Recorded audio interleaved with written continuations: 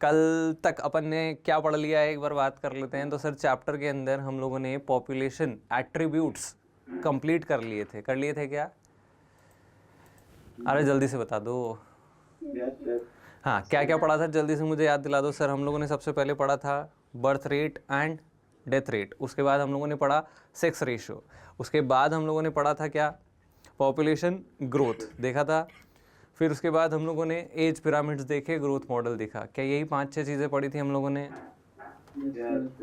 अरे हाँ कि ना?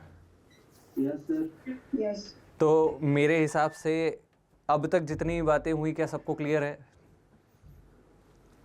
कोई दिक्कत? नहीं है। चैप्टर आसान है, मुझे ऐसा लगता है कि एकदम इजी लग रहा है। अभी तो कुछ ऐसा मुश्किल तक आया नहीं है।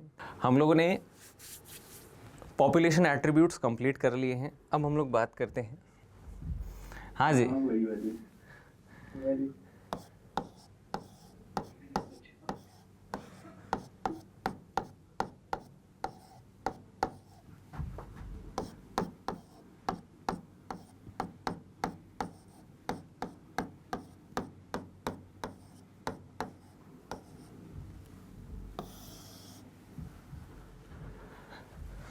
चलो तो अगला टॉपिक आता है मेरे पास, क्या, पॉपुलेशन इंटरैक्शंस। हाँ जी, तो क्या होता है पॉपुलेशन इंटरैक्शन, कुछ बताएं। इस विषय पर प्रकाश डालें। पॉपुलेशन से इंटरैक्शन सर दो पॉपुलेशन के बीच पर्सन। सर एक ऑर्गेनिज्म अपनी पॉपुलेशन में भी इंटरैक्शन करेगा, हाँ कि ना, है ना? तो ये हो गया इंट्रा स्पेसिफिक इंटरैक्शन। क्या हो गया? इंट्रा स्पेसिफिक इंटरैक्शन, कि आप अपनी क्लास के बच्चों के साथ इंटरैक्ट कर रहे हो। अपनी क्लास के बच्चे यानी एक ही स्पीशीज़ के बच्चे हैं, क्योंकि बच्चे हैं, हाँ कि ना। अब आप किसी दूसरे स्पीशीज़ के साथ भी बाहर जाकर आपने चलते फिरते रोड पर बेचारा कोई जानवर जा रहा था, उसको उठा के पत्थर मार दिया, हैं, ज़बरदस्ती का इंटरेक्शन। अब वो तुम्हारे पीछे पीछे, तुम आगे आगे, तो तुमने ज़बरदस्ती एक नया इंटरेक्शन कर लिया। तो वो हो गया क्या?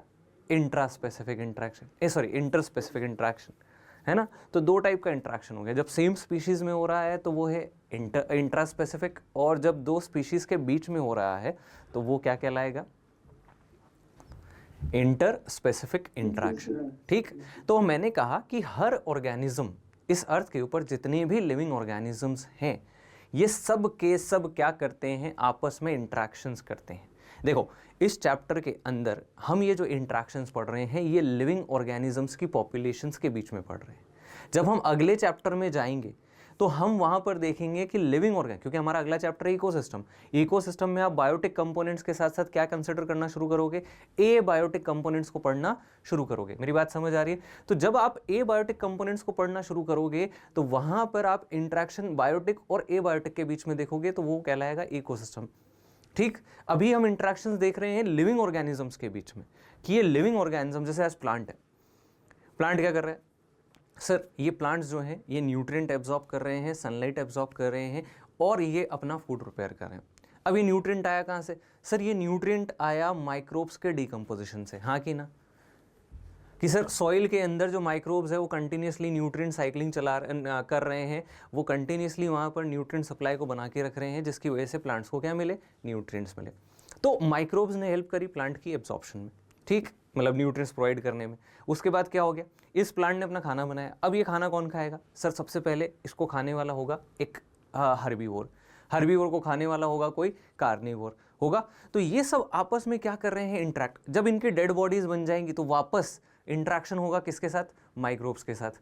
तो यहां सब स्पीशीज आपस में कहीं ना कहीं क्या कर रही है? एक दूसरे से इंटरैक्ट कर रही है। तो मैंने कहा all living organisms on earth show interactions, interact with their environment. Clear है क्या मेरी बात? Yes sir. चलो, तो पहला पॉइंट लिखना शुरू करते हैं हम लोग। हमने कहा सर सबसे पहला पॉइंट यही आता है कि ऑल लिविंग ऑर्गेनिजम्स ऑन अर्थ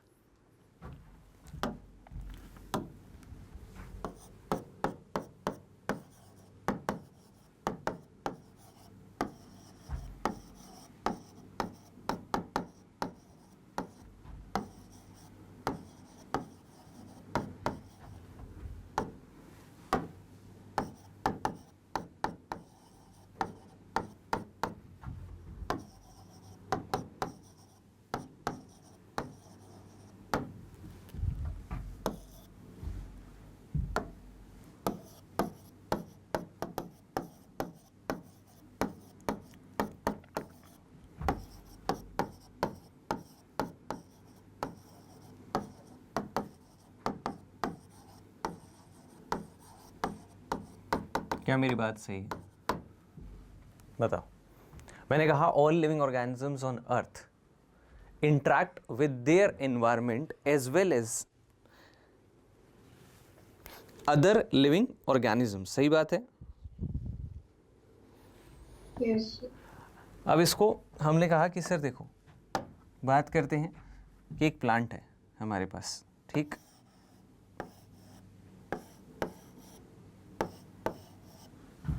ये प्लांट जो है ये सॉइल में ग्रो कर रहा है, ठीक? तो न्यूट्रिएंट्स जो मिल रहे हैं इसको, वो किससे मिल रहे हैं?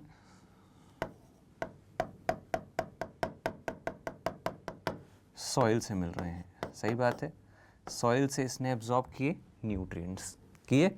तो पहला इंटरेक्शन इसका सॉइल के साथ हो गया। अब सॉइल के अंदर न्यूट्रिएंट्स आए कहाँ से? तो वो आ रहे हैं थ्रू माइक्रोबियल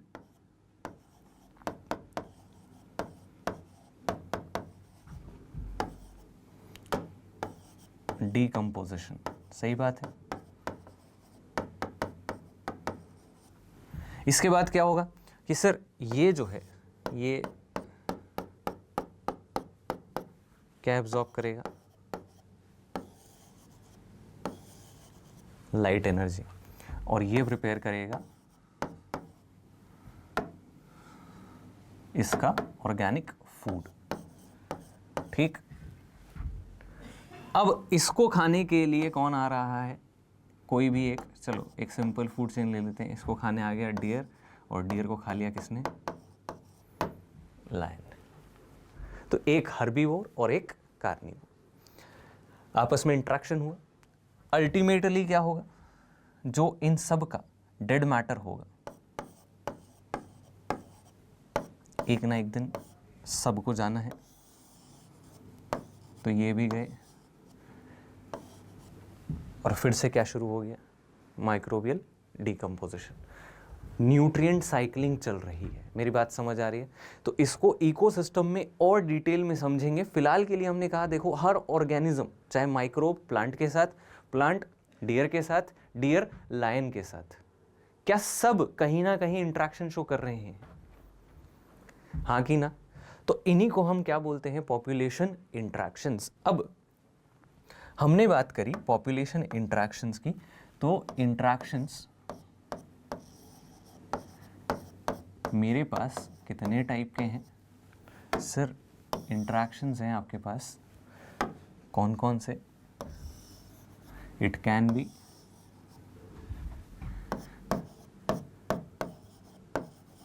इंट्रास्पेसिफिक और इट कैन बी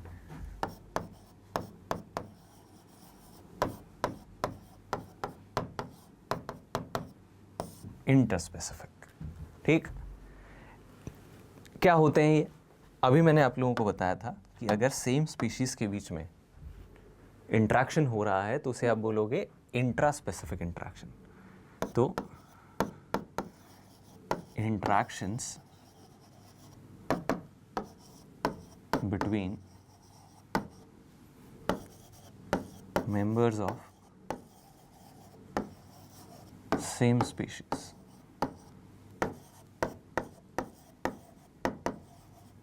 ठीक? और ये है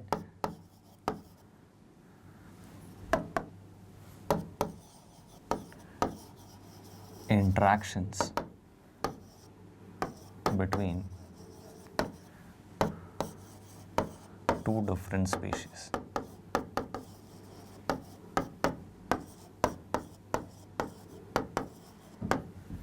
क्लियर मेरी बात? तो हम दो टाइप के इंट्रैक्शंस की बात कर रहे हैं, इंट्रास्पेसिफिक और इंटरस्पेसिफिक। हम इस चैप्टर के अंदर स्पेसिफिकली बात करने वाले हैं कौन से इंट्रैक्शंस की? हम बात करेंगे इंटरस्पेसिफिक इंट्रैक्शंस की। मेरी बात समझ आ रही है? अब इंटरस्पेसिफिक इंट्रैक्शंस को जब हम डिनोट करते हैं तो इंट्रैक्शंस कैन बी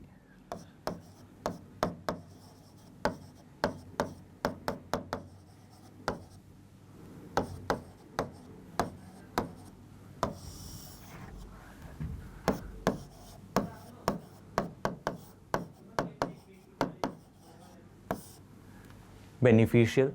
बेनिफिशियल मतलब कि उसमें किसी का बेनिफिट हो रहा है। जब बेनिफिट हो रहा है तो आप इसे डिनोट करेंगे प्लस साइन से। दूसरा है हार्मफुल, या फिर मैं इसको बोलूंगा डेट्रीमेंटल।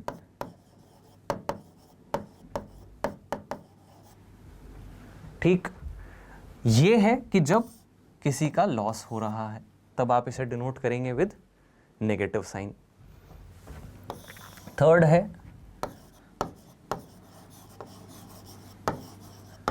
अनअफेक्टेड, ना किसी को लॉस ना किसी को बेनिफिट, आप डिनोट करेंगे किससे?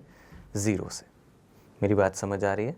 तो ये आपके पास इंट्रैक्शंस अलग अलग टाइप के, कि सर बेनिफिशियल हो सकते हैं, किसी का फ़ायदा हो रहा हो, किसी का हो सकता है नुकसान भी हो रहा हो, या हो सकता है कि एक का फ़ायदा हो रहा हो दूसरे पे कोई इफेक्ट ना हो, या फिर एक का नुकसान हो रहा हो और दूसरे पे कोई इफेक्ट ना हो। तो ऐसे हम उसको बोल रहे हैं क्या? न्यूट्रल। इसको रिप्रेजेंट करेंगे हम किससे? न्यूट्रल से।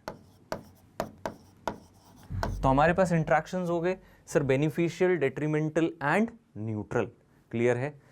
अब मैंने इस सिंबल्स के बेसिस पर कि दो स्पीशीज के बीच में किसके साथ क्या हो रहा है, इसके बेसिस पर इंट्रैक्शंस को दो कैटेगरीज में डिवाइड कर दिया। कौन कौन सी कैटेगरीज हैं?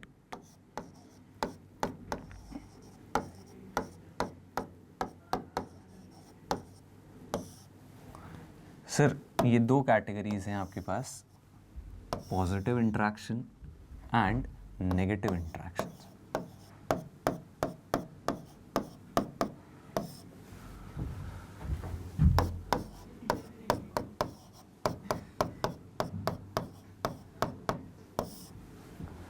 ठीक, पॉजिटिव इंट्रैक्शंस की बात करें तो पॉजिटिव इंट्रैक्शंस में हमारे पास कुछ नाम होंगे।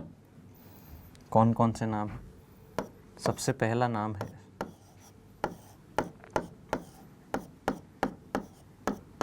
Mutualism. Mutualism is denoted by plus plus. क्या होता है आगे समझेंगे। दूसरा पढ़ेंगे हम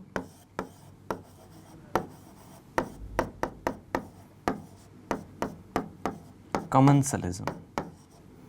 Commensalism is plus and zero. इसके बाद नेगेटिव इंट्रैक्शंस पढ़ेंगे हम।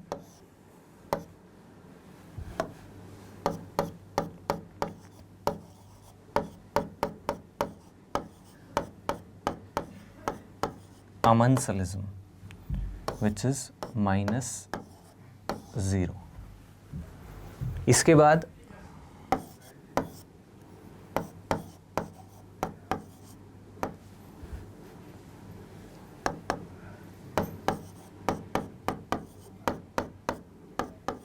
parasitism, which is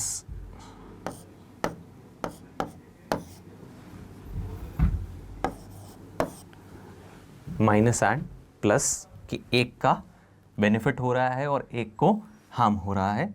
इसके बाद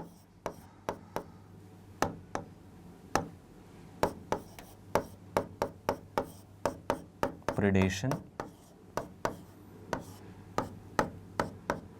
सेम, इसमें भी एक का बेनिफिट दूसरे का हार्म। और लास्ट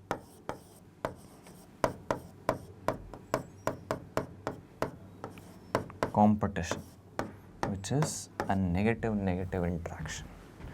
ठीक, तो ये सारे इंट्रैक्शंस जो है वो हम यहाँ पर डिस्कस करने वाले हैं आगे की क्लासेस में। Mutualism, commensalism, amensalism, parasitism, predation and competition. क्या यहाँ तक की बात सबको क्लियर?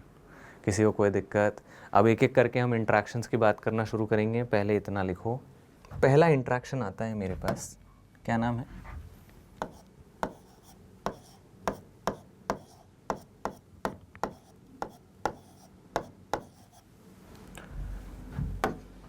म्यूचुअलिज्म या फिर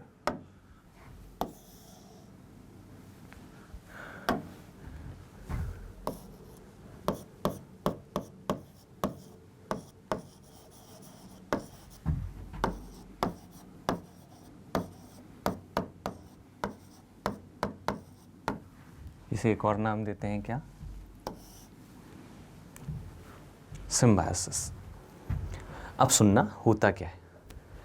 म्यूचुअलिज्म एक ऐसा इंटरेक्शन है, एक ऑब्लिगेट इंटरेक्शन है जहां दोनों स्पीशीज का बेनिफिट होता है कि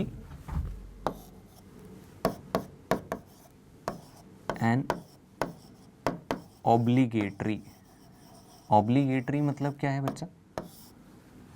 ऑब्लिगेटरी है मतलब कंपल्सरी, है ना? Obligatory relationship in which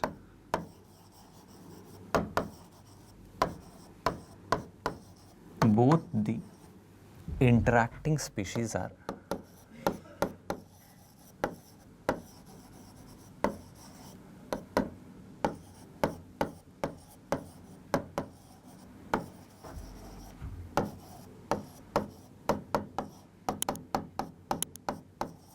benefited। ठीक, कि जो दोनों इंटरेक्टिंग स्पीशीज हैं उनका क्या होने वाला है? बेनिफिट होने वाला है। इसीलिए आपने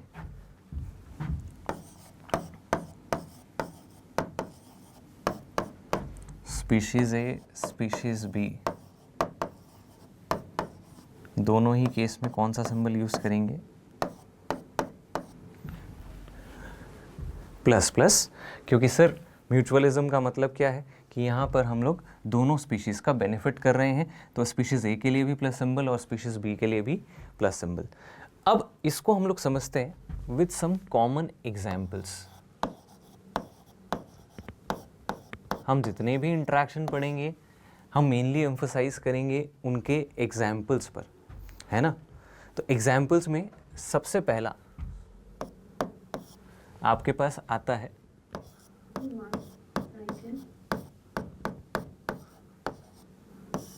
हाँ जी,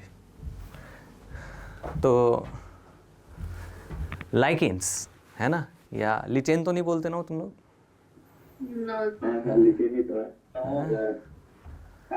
लिचन।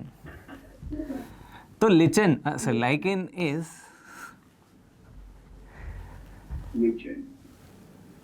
Mutualism between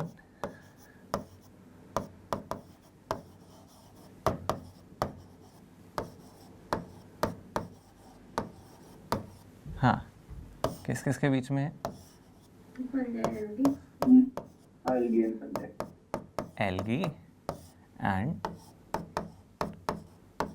fungi. ठीक, the algal component is called phycobiont and fungal component is called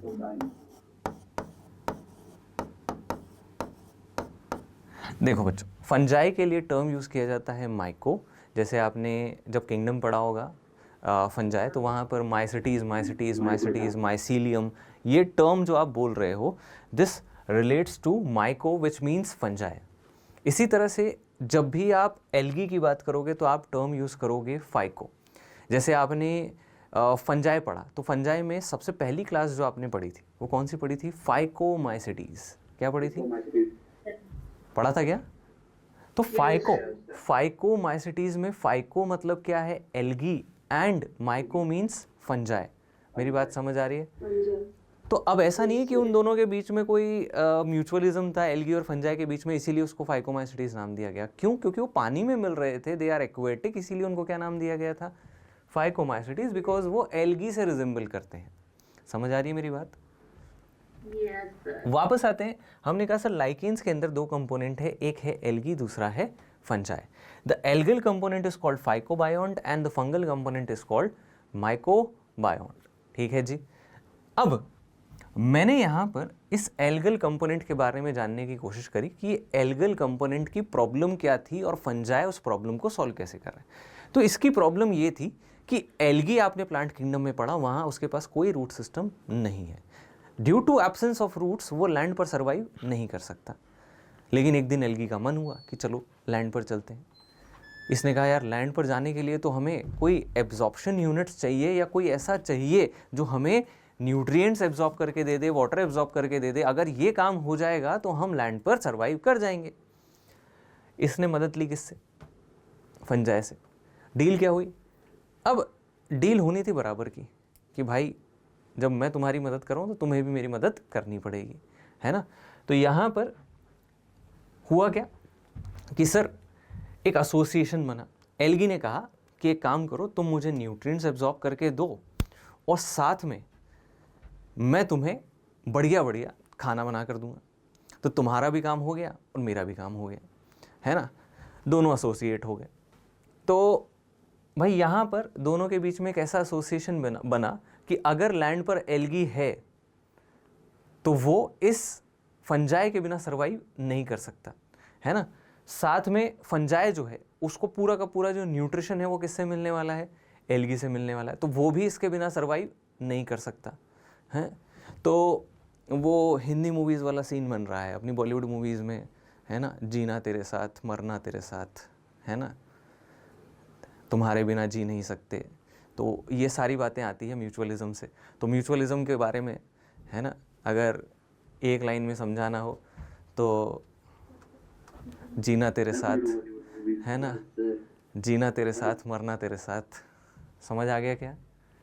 yes sir. है ना। देखो एक बार में मैं कह रहा हूँ ना, ऐसी चीज़ों से तुम्हें ऐसे ऐसे समझ आता है, क्योंकि तुम्हें पढ़ाई से तो कोई मतलब, इतनी देर से एल्गी पढ़ा रहा था उससे मतलब नहीं था। हाँ, जैसे ही बॉलीवुड बोला एकदम ऐसे नींद में से जाग जाते हैं। Yes sir. सादिक को तो क्लास के बाहर निकालेंगे। तो मेरा तो काम है बेटा दिन भर तुम्हें पढ़ाने के लिए, तो मुझे पता है ना तुम ऐसे पढ़ोगे ही नहीं, तुम्हारे चक्कर में मुझे देखनी पड़ती है। हाँ बताओ। तो चलो बात करते हैं एल्गिल कंपोनेंट क्या कर रहा है। सर एल्गी जो है इट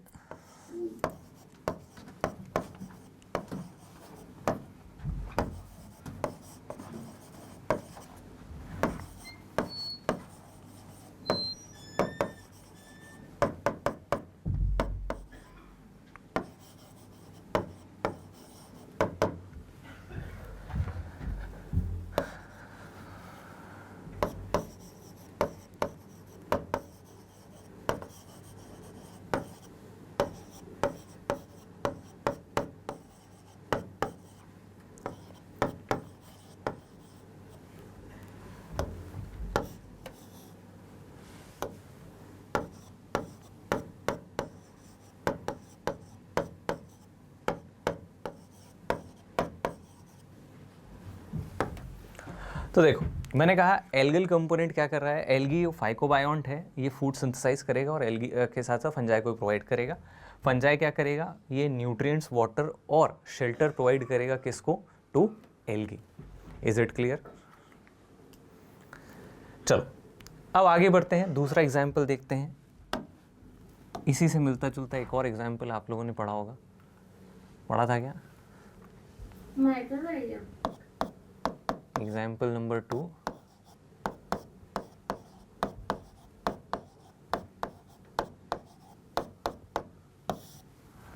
हाँ जी, mycorrhiza.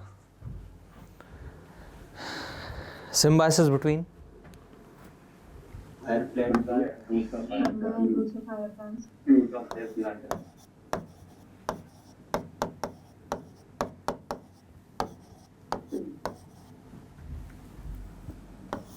fungi and roots of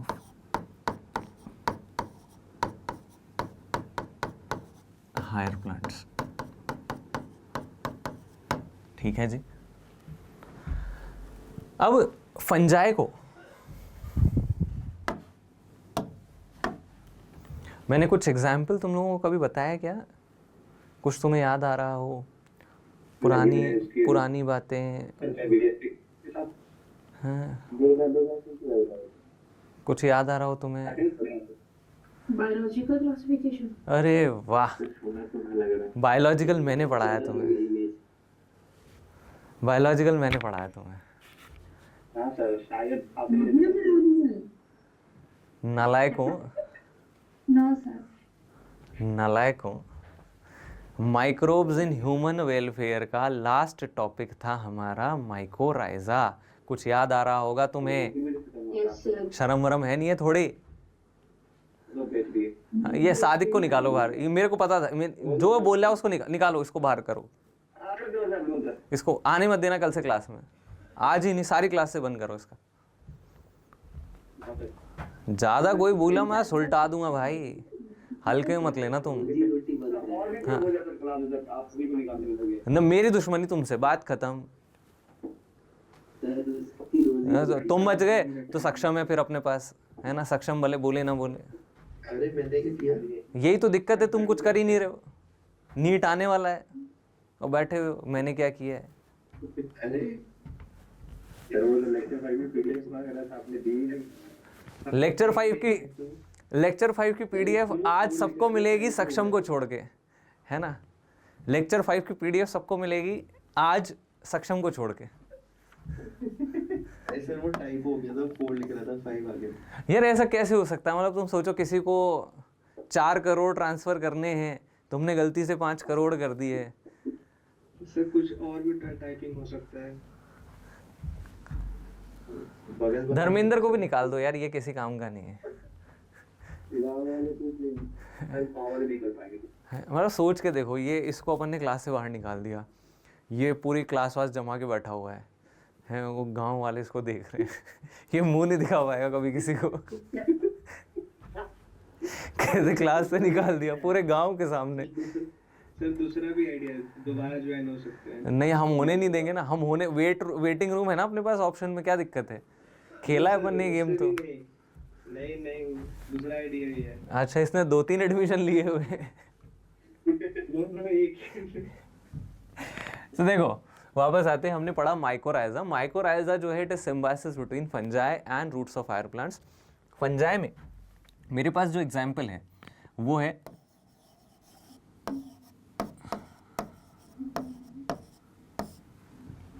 ये, कुछ याद आ रहा हो आप लोगों को, माइक्रोब्स इन ह्यूमन वेलफेयर में ये नाम पढ़ा है हम लोगों ने, ग्लोमस, है ना?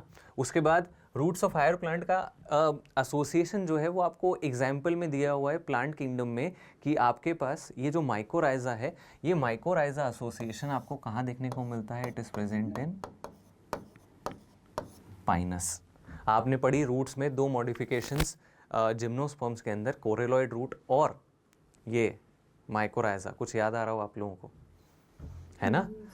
तो अब बात करते हैं वापस से, हमने कहा सर अब यहाँ फंजाई और ये रूट्स ऑफ हायर प्लांट्स के बीच में ये जो एसोसिएशन है, इससे प्लांट को क्या बेनिफिट है और फंजाई को क्या बेनिफिट है? तो फंजाई का बेनिफिट जो है वो बहुत सिंपल है कि सर यहाँ इसको क्या मिल रहा है?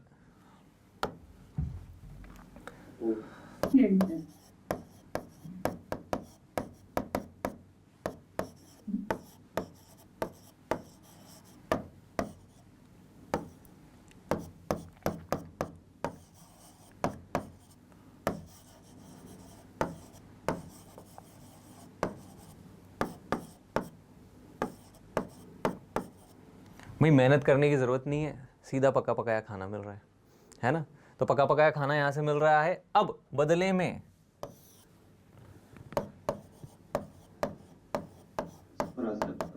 बेनिफिट टू प्लांट, फंजाई क्या मदद कर रहा है प्लांट की? बेटा अच्छे से समझाया मैंने तुम्हें, है ना? पहली चीज़, ये जो साइकस फाइनस के ट्रीज होते हैं, मैंने आपको बताया ये माउंटेन स्लोप्स पर हिली एरियाज़ में ग्रो करते हैं। जब हिली एरियाज़ में ग्रो करते हैं तो ये फंजाई उनके रूट्स के चारों तरफ रैप अप होकर वाइंड करता है, होल्ड करता है सॉइल को। बात समझ आ रही है? तो सॉइल में एंकरेज या पकड़ बनाने में हेल्प कर रहा है, ठीक? तो first help that they are getting is anchorage. Sir और क्या हो रहा है? हमने कहा देखो एंकरेज मिला, एंकरेज के बाद दूसरा काम जो है कि ये माउंटेन स्लोप्स पर जब ये ट्रीज ग्रो कर रहे हैं तो क्या यहाँ पर पानी रुकेगा? बताओ, क्या यहाँ पानी रुकेगा? There is always a shortage of water.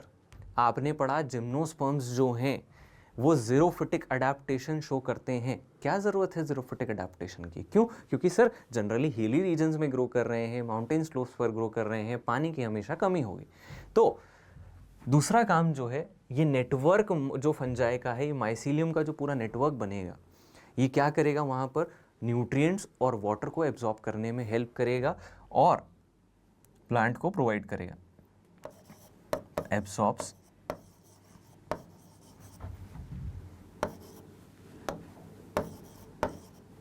Water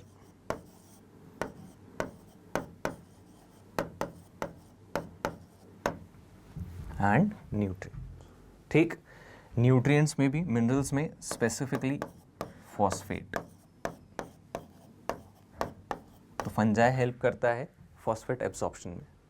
ठीक, इसके बाद थर्ड, जब रूट को पूरी तरह से कवर कर लिया गया है तो क्या कोई रूट बॉर्न पैथोजन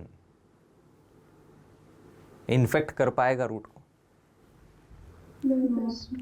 वहाँ इन्फेक्शन के चांसेस क्या हो गए हैं? बहुत कम हो गए हैं। मेरी बात समझ आ रही है? तो सर आपने इन्फेक्शन के चांसेस को रिड्यूस कर दिया है, तो prevent plant from root pathogens.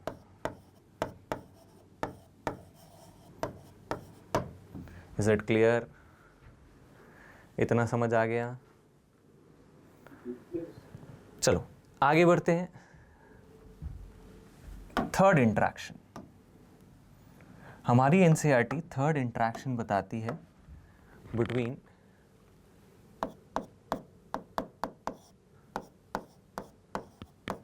plants and animals. Animals में भी specifically insect pollinators.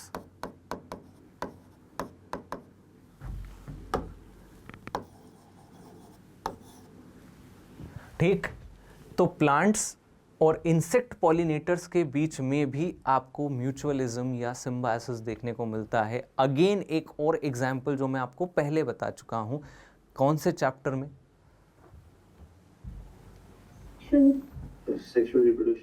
Sexual reproduction in flowering plants. याद करो, वहां एक एग्जाम्पल मैंने आप लोगों को बताया था, कौन सा? याद आया क्या कुछ? Fig tree and wasp. मैंने नाम भी बताया था आपको, प्रोनूबा मॉथ। कुछ याद आ रहा है क्या? है ना? कुछ ऐसा याद हो तुम लोगों को कि ऐसी कोई बात सर ने की थी कभी किसी जमाने में, है ना? पिछले साल किया था सर, 2025 में। हो देखो तो सही।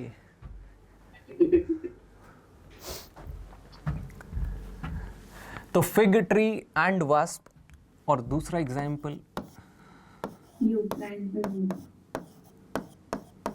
युक्का एंड प्रोनूबा मॉथ, है ना?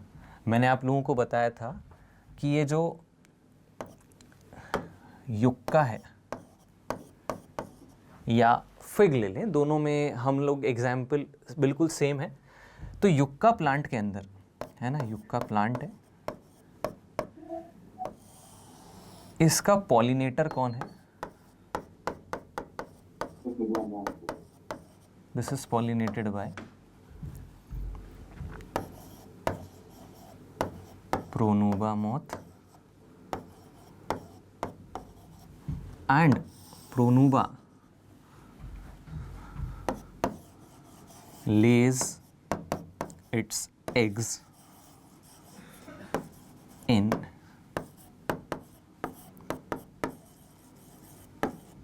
inflorescence of yucca plant.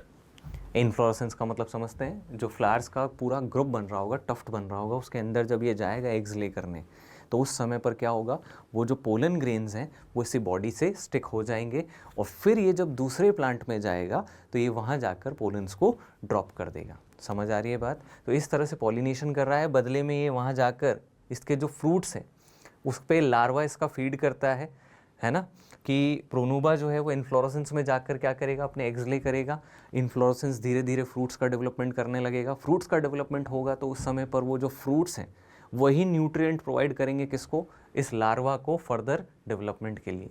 बात समझ आ रही है क्या? तो आपके पास 3 एग्जाम्पल्स हो गए। इसके बाद थर्ड कोई एग्जाम्पल नहीं है ना, क्या है, हम इसको थोड़ा सा यहाँ से समझते हैं, पोलन रिवॉर्ड से। एक टर्म आता है मेरे पास, या फिर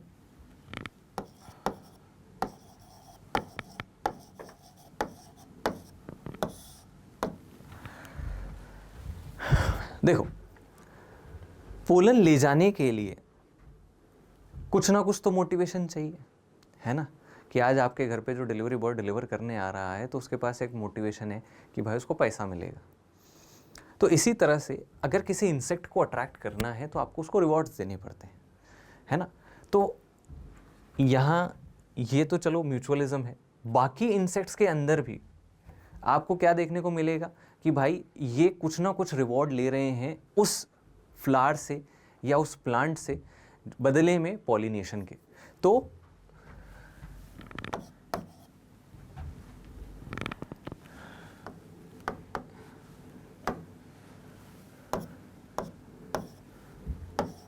to attract insects for pollination, plants offer various types of rewards, like क्या क्या हो सकते हैं प्लांट्स के अंदर, नेक्टर हो सकता है ना, नेक्टर सैप होता है प्लांट का जिसको हम लोग नेक्टर कहते हैं, और उसके अंदर शुगर बहुत ज़्यादा होती है, तो उससे जो इंसेक्ट्स हैं उनको न्यूट्रिएंट्स मिलते हैं। इसके बाद कई सारे इंसेक्ट्स जो हैं वो क्या कंज्यूम करते हैं, प्लांट्स का पोलन भी कंज्यूम करते हैं। अब यहीं पर एक बात आती है कि हम एक टर्म यूज़ कर रहे हैं, पोलन रॉबर्स।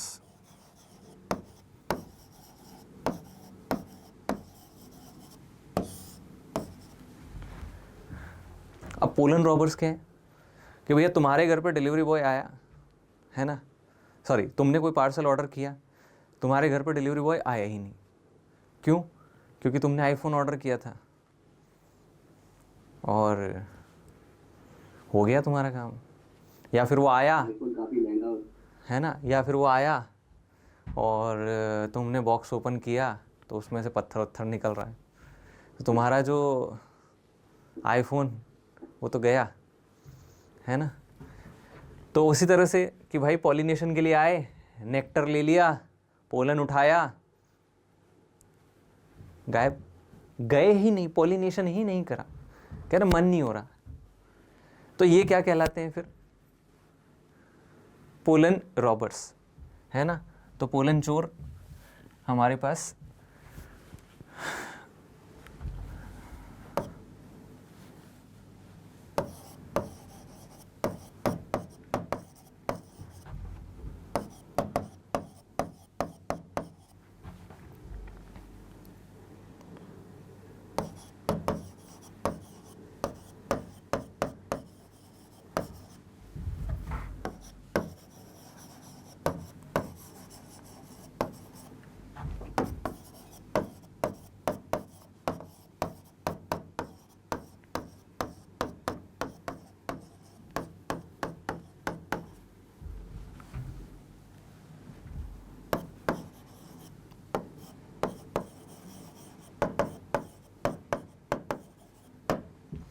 क्लियर मेरी बात।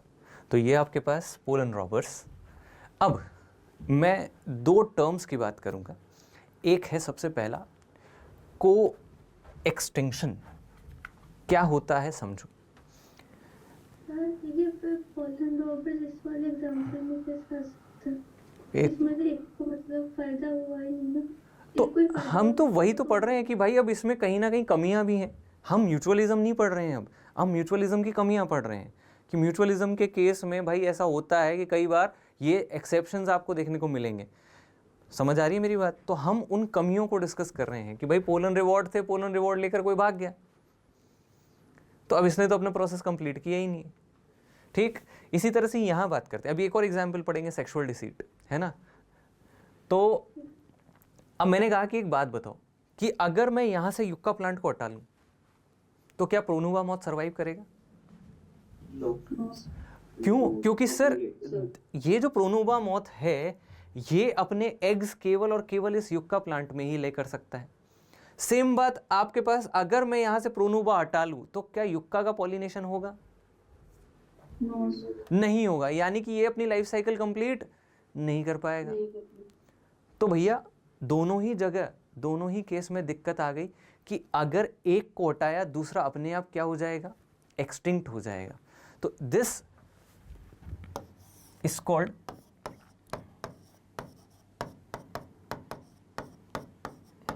को एक्सटिंक्शन। क्या कहा जाता है? को एक्सटिंक्शन। कि if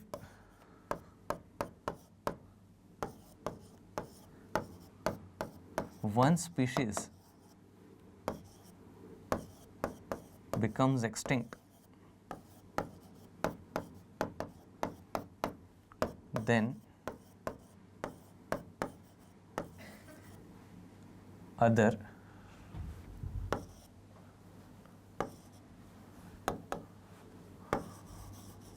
also becomes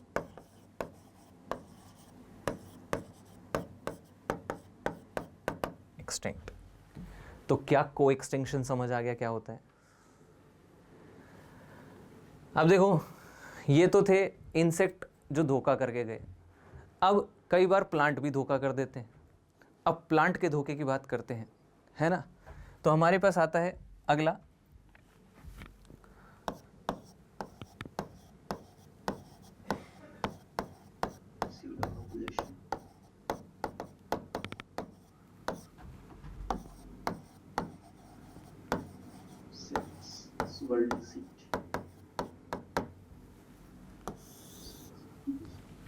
sexual deceit. Deceit यानी कि धोखा। अब किसके साथ हुआ धोखा? तो देखते हैं। एक प्लांट है हमारे पास जिसका नाम है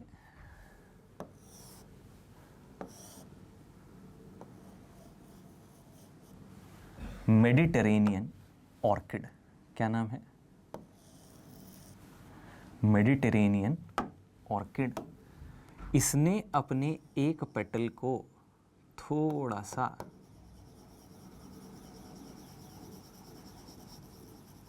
अलग कर लिया और किसके जैसा हो गया? एक बी जैसा। तो ये है हमारे पास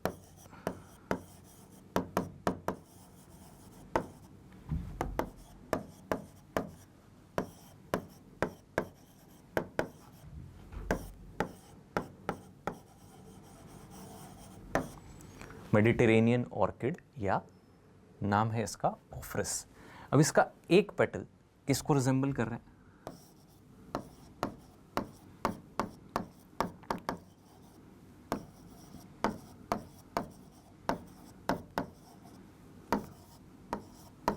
बी, या फिर आपकी एनसीईआरटी में लिखा हुआ है बम्बल बी। ठीक, तो ये बी को रिप्रेजेंट कर रहा है। अब बी भी कौन सी? फीमेल, है ना। तो रिजेंबल्स फीमेल भी। अब बेचारा मेल, है ना। तो ये हमारे पास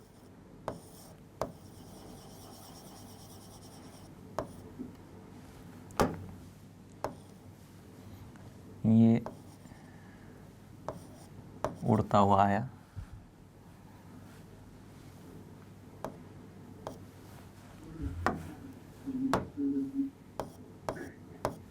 है ना। ये मेल भी।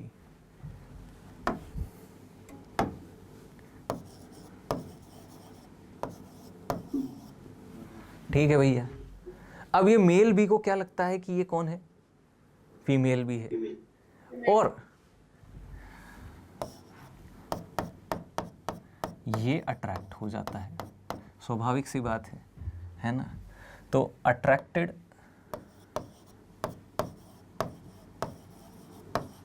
Towards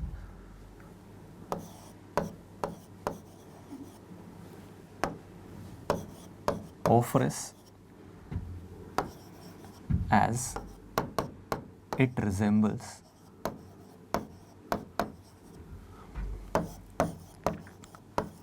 female bee, sorry। ठीक, अब क्या होगा, ये भाई साहब यहाँ आएंगे और इससे मीटिंग शुरू करेंगे। ठीक,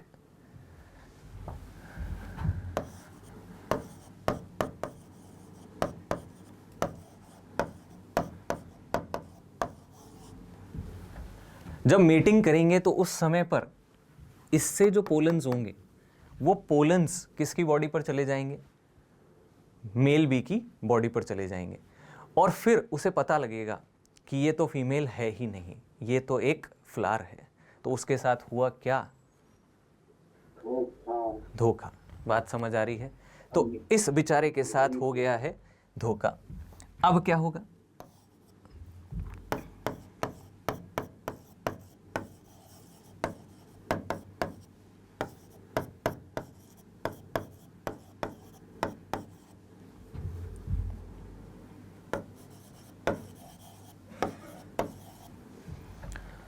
पोलन ग्रेन्स जाकर चिपक गए किसके साथ, मेल बी के साथ। मेल बी को समझ आ गया कि भैया सूडो कॉपुलेशन, फॉल्स कॉपुलेशन हुआ है। तो अब क्या करें कि चलो अब असली फीमेल ढूंढते हैं। तो ये फिर जाएगा, फिर इसको गलती से दूसरा ऑफरिस दिख जाएगा, वो भी रिसेंबल करेगा किसकी तरह, एक और फीमेल बी की तरह। इसको लगेगा कि चलो एक और फीमेल है, ये फिर जाएगा, है ना, और वहाँ जाकर ये क्या करेगा, फिर से मीटिंग शुरू करेगा। तो भैया जो पोलन ग्रेन ये दूसरी जगह से लेकर आया था वो यहाँ लाकर छोड़ देगा। इस बेचारे को पता ही नहीं है इसके जीवन में इसके साथ हो क्या रहा है ना, क्या घटना घट रही है, इसको कुछ समझ नहीं आ रहा है। इसको लग रहा है कि मीटिंग हो रही है फीमेल के साथ, है ना। तुम सोच कर देखो, मतलब नाम कितना दुख भरा नाम है, सेक्सुअल डिसीट। तो भाई इसके बाद है, अब यूपीएससी निकालेगा, ठुकरा के मेरा प्यार मेरा इंतकाम दे। लास्ट ऑप्शन है। हाँ, तो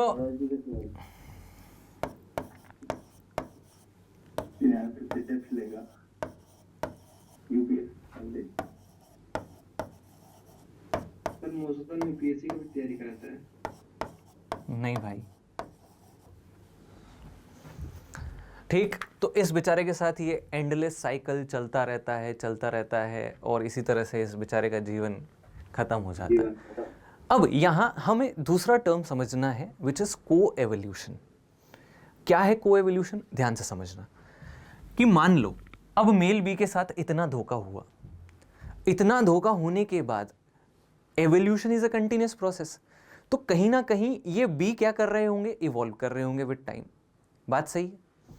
इवॉल्व करते करते हो सकता है ये अपने पैटर्न में भी चेंजेस कर ले, अपने स्ट्रक्चर में कोई चेंजेस कर ले। अगर स्ट्रक्चर में चेंज हो गया तो फीमेल भी चेंज होगा, मेल भी चेंज होगा, पूरा का पूरा बी कम्युनिटी चेंज हो गया है।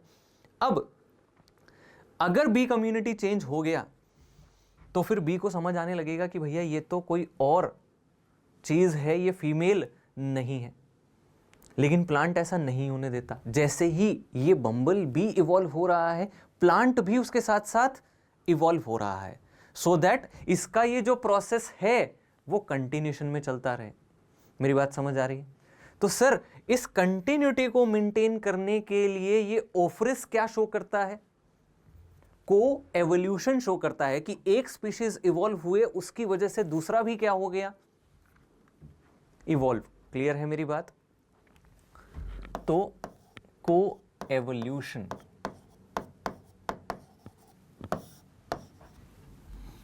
तो मैंने कहा को एवोल्यूशन का मतलब है कि इफ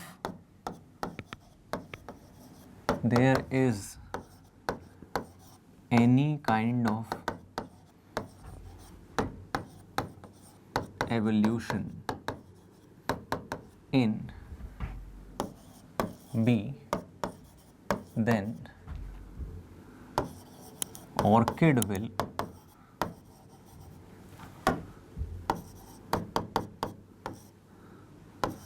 also evolve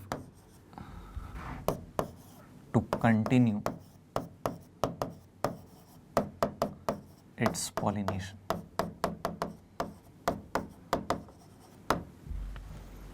क्लियर मेरी बात? समझ आ गया अच्छे से? तो को एक्सटिंक्शन, को एवोल्यूशन, ये फीचर्स हैं म्यूचुअलिज्म के कि भाई अगर किसी की लाइफ साइकिल किसी और के ऊपर डिपेंडेंट है तो अगर वो बदल रहा होगा तो आपको भी बदलना पड़ेगा, वो खत्म हो गया तो आप भी खत्म हो जाओगे। मेरी बात समझ आ रही है? चलो अब लिखो